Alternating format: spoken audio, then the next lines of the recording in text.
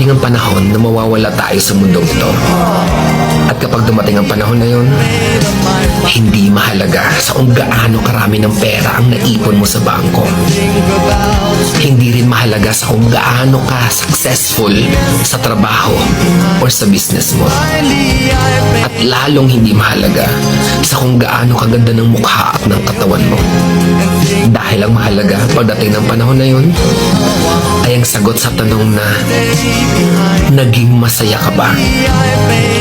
Nagawa mo ba ang kagustuhan ng puso mo kahit pag-gaano ka malito sa mata ng mundo? Dahil sa huli naman, ikaw naman magdadala ng mga memories na yon sa libingan mo. Hindi naman ang mga tao sa paligid mo. So make sure na bago pa dumating ang panahon na aalis na tayo sa mundong ito, siguraduhin mo sa sarili mo na magiging masaya ka at magagawa mo ang kagustuhan ng puso mo kahit pag-aano ka kontra ng mga tao sa puso mo.